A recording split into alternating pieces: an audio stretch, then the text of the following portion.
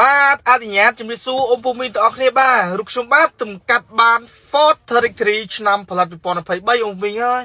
កម្រកាត់បានណាយើងមើលខាងមុខវា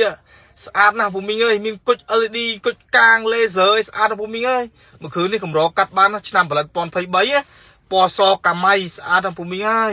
យើងមើលរូបរាងខាងក្រៅធំទូលាយណាស់បាទ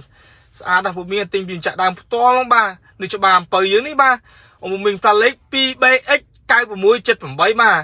ស្អាតណាស់ពូមីងអើយយើងមើលរូបរាងខាងក្រៅ Ford Territory ឆ្នាំផលិត2023បាទស្អាតណាស់ពូមីងអើយយើងមើលរូបរាងខាងក្នុងនេះ Smart Key បាទ option វាទំនើបបាទនេះប្រើ Smart Key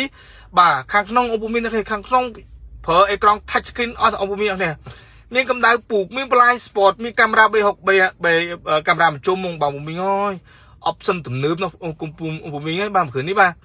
កម្រកាត់បានណាបាទយើងមើលខាងក្នុងដំបូងបើកបាទស្អាតណាស់ពូមីងអើយ full option ណា Ford Territory ឆ្នាំផលិត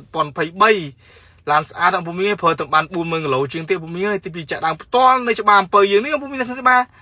យើងមើលរូបខាងក្រៅយើងពូមីងនេះបាទខាងក្រៅស្អាតណាស់មានសិនជាខាងក្រៅធំទូលាយពូមីងស្អាតស៊ីបល័យទំនើបមែនតែនមួយគ្រឿងនេះ Ford Territory ឆ្នាំផលិត2023ហ្នឹងឡានថ្មីរបស់ពូមីងអើយបាទយើងមើលខាងក្រោយស្រឡះណាស់ស្អាតណាស់បាទយើងមើលរូបរាងខាងក្រោយស្អាតណាស់ពូមីងអើយ Ford Territory នេះបាទទ្វាអូតូមានគ្នាបាទយើងមើលខាងក្នុងគូតក្រោយបាទធំទូលាយអាចដាក់អីវ៉ាន់ដាក់ខោអាវបងប្អូនអូនពូមីងដើរលេងកំសាន្តនីអីដើរលេងលក្ខគ្រួសារធ្វើការអាជីវកម្មផ្សេងឯងប្រើប្រាស់បានអូនវិញហើយស៊ីសាំងតិចមែនតែន100គីឡូត្រឹមតែ 5-6 លីត្រទេអូនមួយ Ford Territory នេះបាទស៊ីសាំងតិចមែនតែនបាទយើងមើលខាងក្នុងស្អាតណាស់